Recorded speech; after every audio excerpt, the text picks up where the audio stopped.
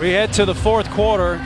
35-13, Utah State leading BYU. The final play of the third quarter, BYU's third turnover. And how did Jontrell Rocklemore, John, get such an open lane to the quarterback? Well, you know, it's pressure coming from the outside. You're going to have two blitzes from the outside. Here's Rocklemore coming there, but the problem is the back picks up the outside guy, but the tackle doesn't go out to pick up Rocklemore. So watch the tackle look inside, and then he whiffs going back outside. Rocklemore's speed beats the tackle for the sack. Bryant with a carry to start the fourth quarter. So Rocklemore tonight, 4 tackles, 2 tackles for loss. And he gets the sack, forced fumble, and recovery all on that last play of the third quarter. And he missed Mangum a couple plays earlier, so he got the revenge and the turnover to boot. Love goes far side and off the hands of his receiver. That's Savon Scarver, first time that the sophomore from Las Vegas has been targeted tonight.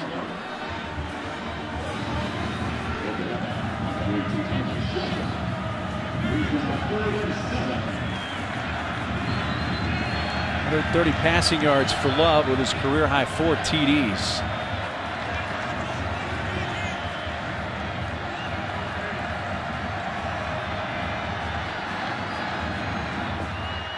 A lot more patience at the line of scrimmage by Jordan Love, getting his guys lined up as the play clock goes under 5. Love stands tall, throws a strike, and it's complete to Jalen Green. First down up to the 32 of BYU. Great protection, good eye discipline by the quarterback. He wanted to go over the middle, did Jordan Love, but he ends up going to the curl route to the short side of the field. 19-yard gain. Fakes the handoff to Bright. Finds Vaughns down the sideline. He keeps going. Touchdown. Nope, they're going to mark him out at the 15. Out at the 15. Vaughns was moving on that RPO to the short side of the field, the run pass option. It's pitter patter. Does he step out of bounds? I don't know. See it. I don't know. I don't see it. I'm not sure he stepped out of bounds. Yeah, I don't think he did. I don't think he ever did.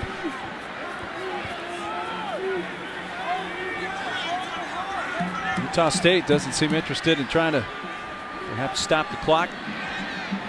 Let him take another look at this, but there's the snap, so it's a moot point now. Here's a handoff inside the 10, goes Bright. Let's take another look. Ooh, there's some little pushing and shoving at the end of that play, but I don't think Vaughns ever steps out of bounds. He tight ropes this sideline. He never steps out of bounds. That's a great job. That was a touchdown.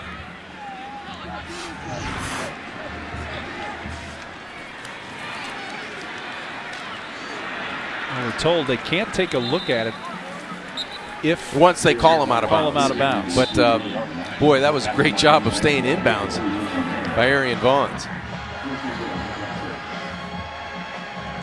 And once they consider the play dead, it's dead.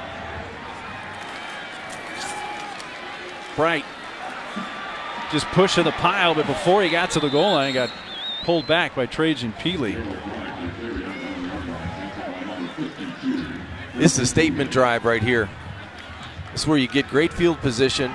You're up 35-13, and you impose your will against a rival on the road. Bright stopped short once again. Ball came out there too, Mark. For a moment, this ball comes out. It looked like Austin Lee came around and separated the football. Isaiah Kafusi, number 53. It was Kafusi from the outside and Lee from the inside that forced that fumble.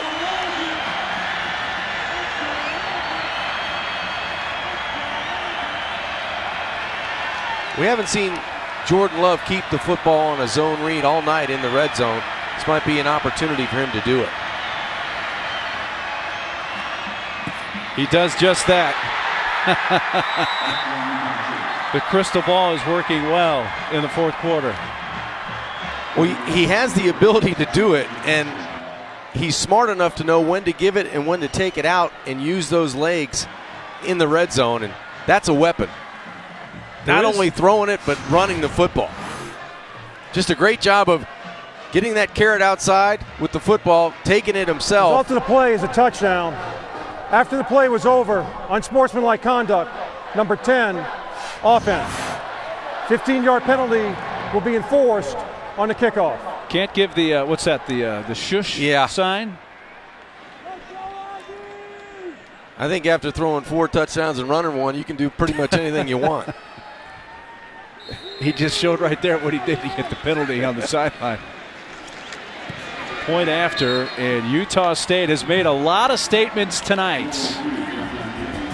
One is that offense is really potent. They've kept the crowd pretty quiet in Provo tonight.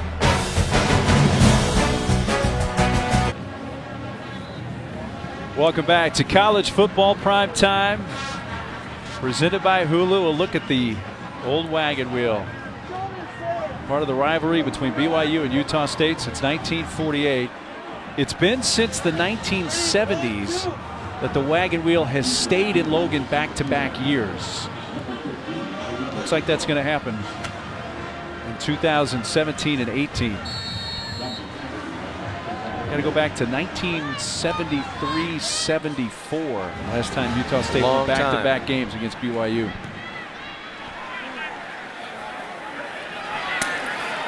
Pipo from the 9. The old wagon wheel. We had Quinn on the streets yesterday. He asked some of the BYU students about their knowledge of the old wagon wheel. You want info on the wagon wheel? You go to Tent City right outside the stadium. It's the trophy they go for the game. It's what we got to win. We got to bring the old wagon wheel back home to Provo. I'm an antiques dealer. Where do I find an old wagon wheel? An old wagon wheel? Just want a Chuckarama. I don't think it's for sale. So making a wagon wheel, you have to, first off, you have to form all of the spokes individually.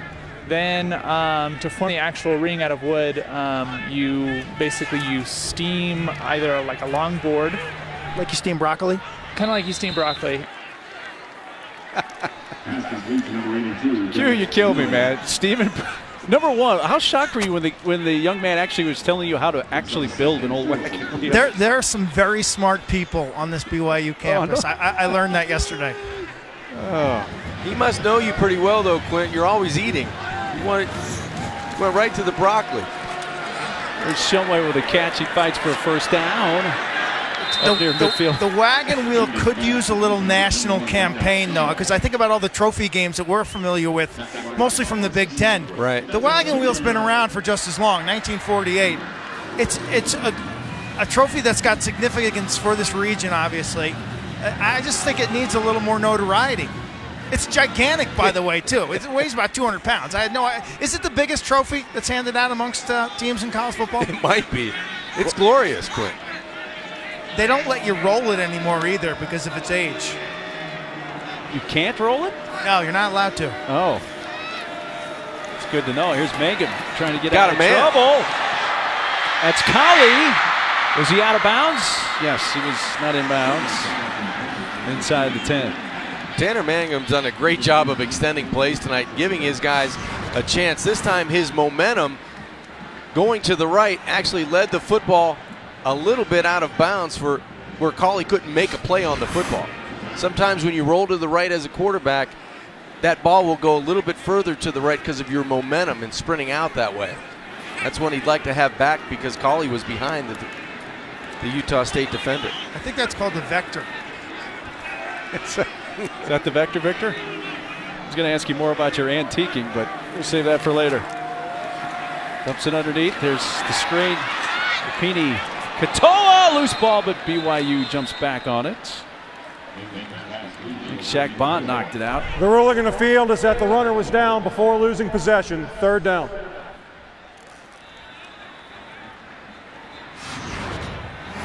Just a play ago, you see the ball come out. May have been down. That right elbow may have hit the ground. And that's what the officials ruled, so they spotted it at the 46. Mangum gets away from Woodward, throws to the sideline incomplete. That offense is going to have to stay on the field. Go for it here on fourth down, 4th and medium for BYU offensively. 4th and 6, line to gain right around the 40. The most success Utah State has had defensively is when defensive coordinator Keith Patterson has brought an extra linebacker or a safety. Here it looks like dead man coverage. I would expect pressure again.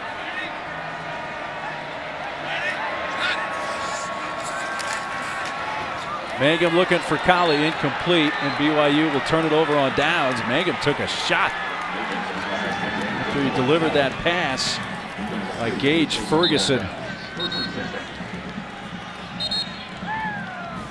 Pressure on 3rd down and 4th down has been the advantage for Utah State. This time it's Ferguson delivering the big hit on Mangum.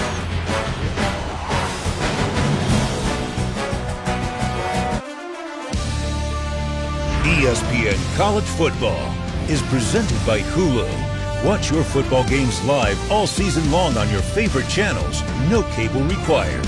And in part by Principal, investments, retirement, insurance. Hey America, get to know the old wagon wheel. They know all about it here in the Beehive State of Utah. Just don't attempt to roll the wagon wheel. That's not allowed anymore. No, don't pick it up. Throw your back out. Utah State, Matt Wells, they won here a couple of years ago. Actually, it's been 4 years now, 2014, which ended a streak of 17 straight losses for the Aggies in Provo. And it means something winning it back-to-back for Utah State, that's for sure. If they can close it out with just under 10 minutes left to go. Thompson does the hurdle again.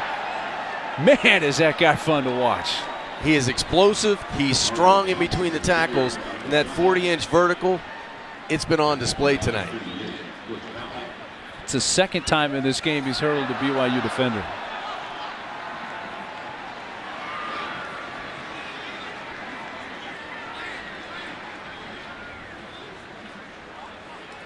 Wisely now, the Aggies on offense going to try to milk that play clock. Put together maybe a 50-yard drive here and end it with a score and take some time off the clock. Comes to the near side, Thompson. And a first down, still fighting inside the 35, tackled by Chris Wilcox. Well, the Utah State team preseason in the Mountain West Conference Mountain Division, they were picked 4th behind Boise State, Wyoming, and Colorado State. Now they've got to go on the road to all 3 of those places eventually. So they got a tough schedule ahead, but they're hosting UNLV next week. You can make the argument Utah State right now could be sitting undefeated. Yeah. You know, Michigan State on the road in that opener had every opportunity to win that game in the 4th quarter. Didn't get it done, but more confidence in a young quarterback in Jordan Love that's playing well. Two-headed monster in the backfield and defense that can heat you up on 3rd and long. Lord Thompson.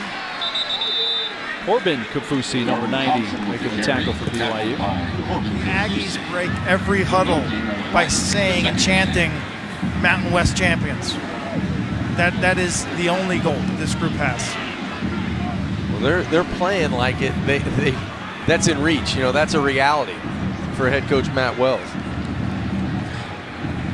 They've been to the Mountain West Conference title game one time, which was their first year in the conference in 2013. They won the WAC their last year in 2012. Remember Chucky Keefe, man, the quarterback? That's right.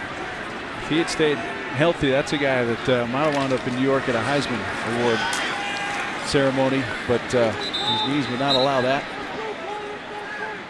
So Utah State's had some good quarterbacks, no doubt about it, and Jordan Love is fitting in that mold.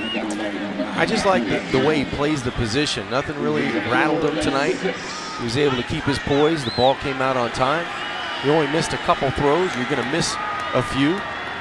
But I love the way he extends plays. In the red zone, he has that threat of running the football, and he takes charge in all the check with me's that happen in and around the line of scrimmage. Career high 4 touchdown passes tonight and has not turned it over. Gerald Bright. Well, still stayed on his feet. The whistle blew before he was finally pushed down at the 30.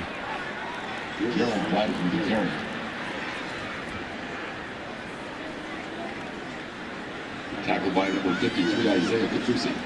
That's going to be 4th down. Brings up 4th and 6. Looks like they're going to give Dominic Eberle a chance. About a 46-yard attempt off the right hash. Eberle's long this year is 51. He kicked 3 51-yarders against New Mexico State. This one certainly has the distance, and he knocks that one through. Dominic Eberle adds to the lead, 45-13 Aggies.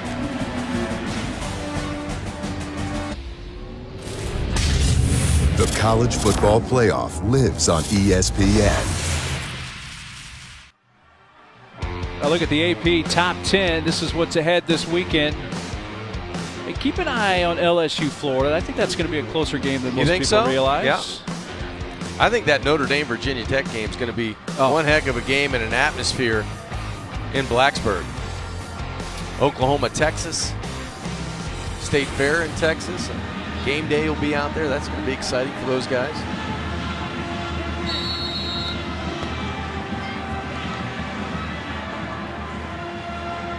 Utah State, 45-13. They're going to hang on to the old wagon wheel back-to-back years for the first time in 44 years. Defoe slips down shy of the 15. Q, your weekend's not finished yet. You got to head a little further west, right, man? Yeah, interesting game tomorrow night. Utah at Stanford. We'll see about Bryce Love and his ankle. Stanford's offensive line really underperformed last week at Notre Dame, to say the least. 4 quarterback sacks they gave up, 5 hurries. Notre Dame got pressure on about 45% of their play, so we'll see if David Shaw can clean things up for the Cardinal. Hey, Q, while we got you, defensively, Utah State tonight. It's been kind of interesting what they've done. They've been a little different on third down. We've seen them, as Mangum here throwing on first down. Catch made at the 29. What have you seen from that defense down there tonight? They kind of played a little conservative on first and second down. You know, 2 things that stood out watching the Aggies on tape is they love to blitz, and that their run defense at times so far this season has been substandard. Tonight that hasn't been the case. They've played more vanilla, and they've been stout against the run. There's pressure put on, and a juggle incomplete. The 40, Matt Bushman. You know, Quinn, I think it hurt BYU to have Canada out of the game, because he's one of those guys that could pound you and kind of lean on you for a game in the first quarter and kind of soften you up a little bit. Well, you know, BYU, and talking to Jeff Grimes and Coach Satake earlier this year when they had their Arizona game, they said they want this program to be an offensive line-based program. Who are the young men that they can recruit? You know, what's their identity as a program? Like a Wisconsin, build it around your offensive line. But this group right now doesn't have the power to be considered, in that realm. Catch by Colley. No, it's dropped. You know, we talked about how important Canada and Katoa were going to be. BYU has 14 rushing yards tonight, guys. I know. And it's one of those things they wanted to lean on. Quint, we talked to the coaching staff yesterday. They wanted to start with the run, take some pressure off Mangum, and then ease into that passing game, and never got there. No, let's remember, they won 4 games last year. At one time, they lost 7 in a row. So they've improved this year with wins at Arizona, wins at Wisconsin, but they're still not where they want to be. And they really thought tonight was a game to kind of set them up through October. They don't have to leave Provo the entire month of October. That's right. Their schedule sets up. 3rd and long, dump up a screen pass, but misfiring, incomplete for Katoa.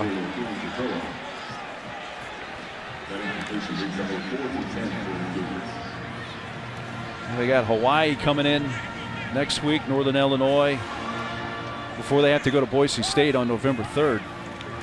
Yeah, this was a big game. This was almost a measuring stick game for BYU if they could handle business at home. And as you said, you have those home games coming up. You could kind of start running the table. Now you have to reevaluate, get some guys back healthy, get Canada back healthy, be able to hopefully have Tanner Mangum continue to play the way he's played the last couple of weeks, which is good enough to win if you're good around him. Jones's punt Fair catch at the 36. Just over 6 minutes left for Utah State. Going to keep the old wagon wheel. Utah State's defense tonight, John, has forced 3 turnovers. They've done a great job of setting the tempo. Nalei started it off with this interception and turning into a running back, and then the forced fumble over the middle. It was David Woodard who punches it out. Christiansen jumps on the football right in front of the BYU bench and set up perfect field position. Then Jontrell Rockamore, he's been in to really frustrate the offense for BYU. So the forced turnovers on the season have been great tonight. 3 of them. Defensive touchdowns, you add 1 of those, and then tackles for loss per game. A lot of penetration in the Cougars' backfield. El Toro Allen getting the carry. A tackle for Taki. There are a half dozen NFL scouts here on the field during warmups. They're all looking at number 16 in blue, Taki, trying to figure out what position he could play in the NFL. We've seen him play outside linebacker, inside. Today he's played middle linebacker. 16 is a playmaker. Boy, he really is. He's got the speed to be outside. I'm not so sure if he has the size, but you take a look around the league. Kiko Alonso for the Miami Dolphins has a very similar build as does Taki, and he plays the middle and can play outside as well. Allen trying to stretch it to the edge, turns upfield, gets hit at the 41.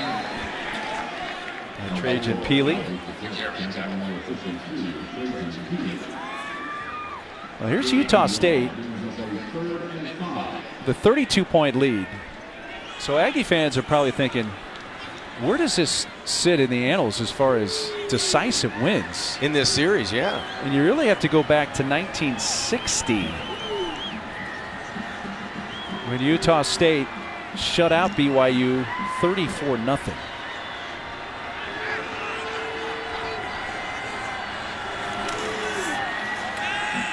Rolling out left, Love finds the open man underneath.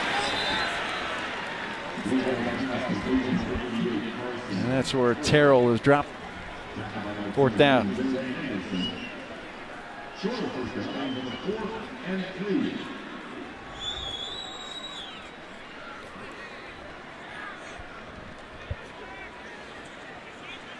Shelton back to receive the punt for BYU.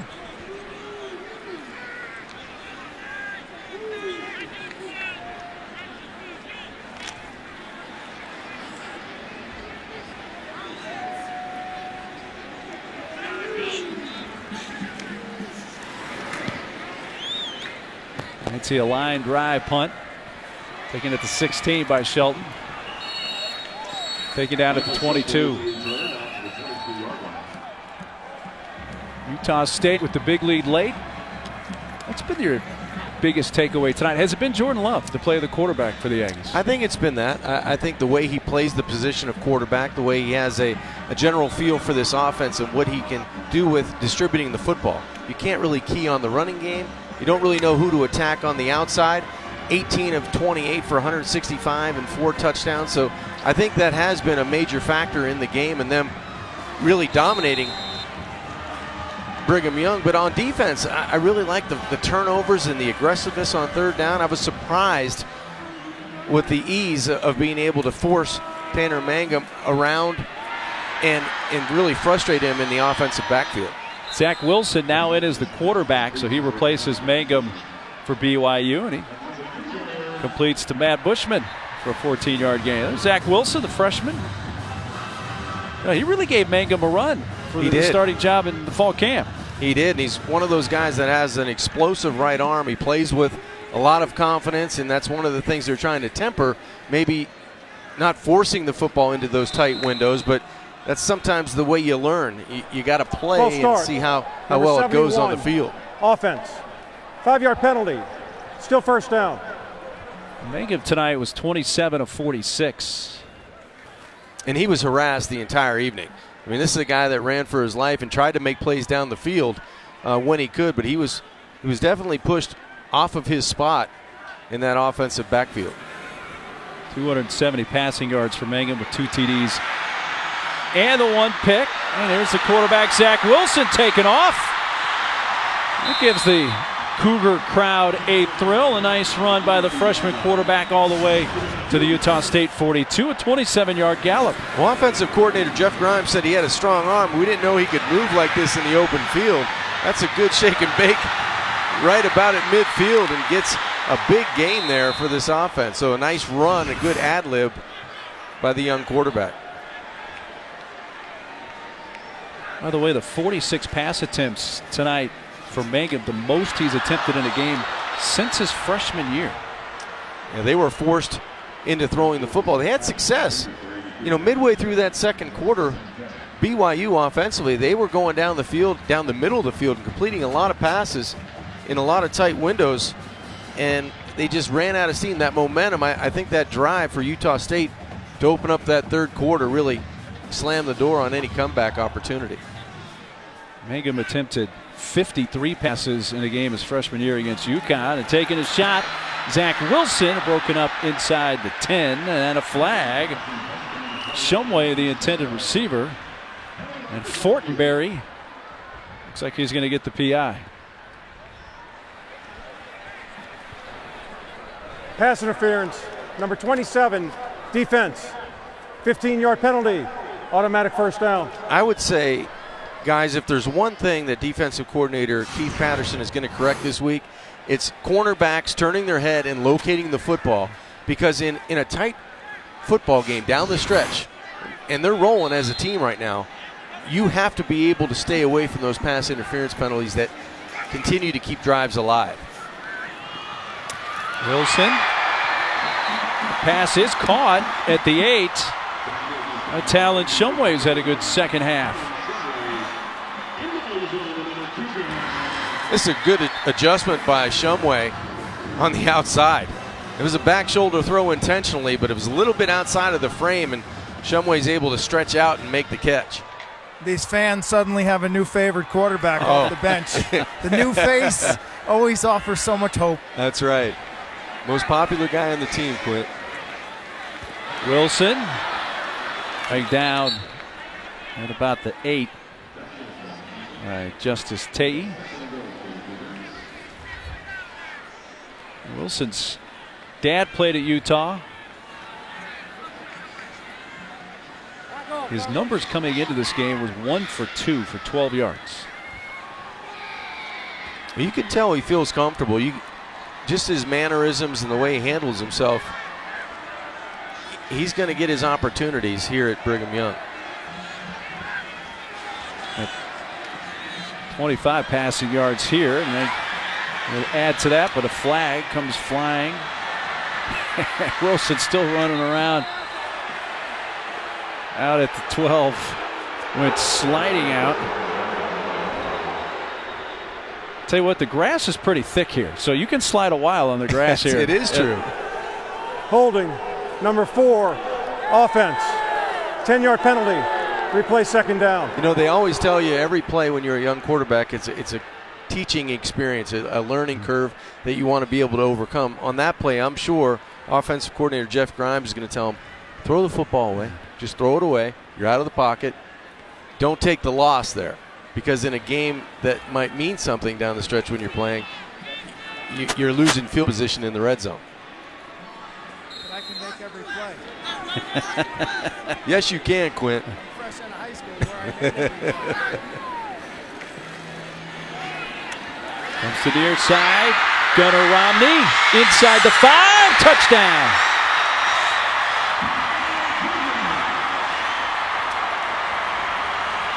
There's the first touchdown pass in the career of Zach Wilson.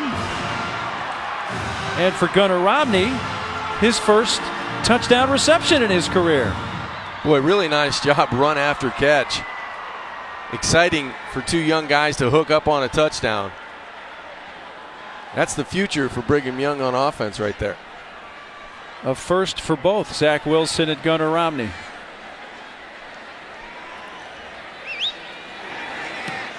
Skylar Southam's point after. And it's 45-20. Really nice job by Zach Wilson of getting the ball out on time, getting it in a spot where Gunnar Romney can do something with it, and then eluding 2 defenders from Utah State in the open field to get in for his first college touchdown. There's the excitement of a young quarterback. Get in there, man. That was a nice little easy throw for his first touchdown. So a little something for the BYU fans to smile about.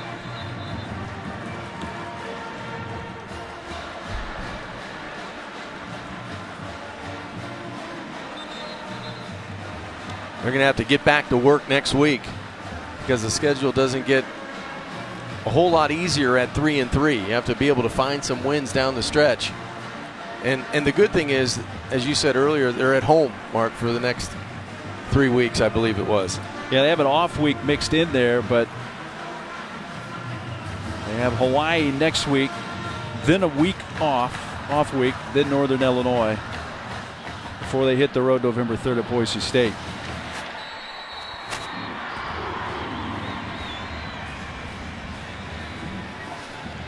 Minute 14 to go.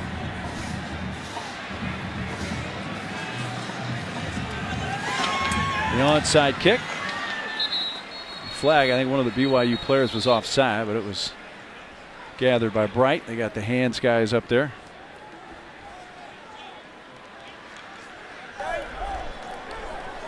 Offside, number 90 on the kicking team.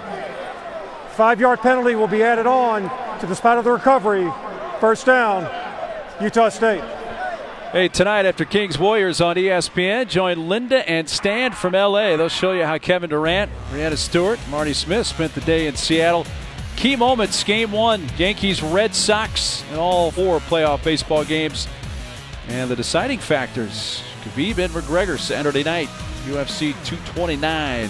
SportsCenter after Sacramento Golden State on ESPN, also on the ESPN app. A lot of good baseball playoff games. There's a lot to be seen tonight. No, that is not a player that's gone into the stands. That gentleman who wears the uniform has been there since before the game started. Pre-game. Yeah. That's right.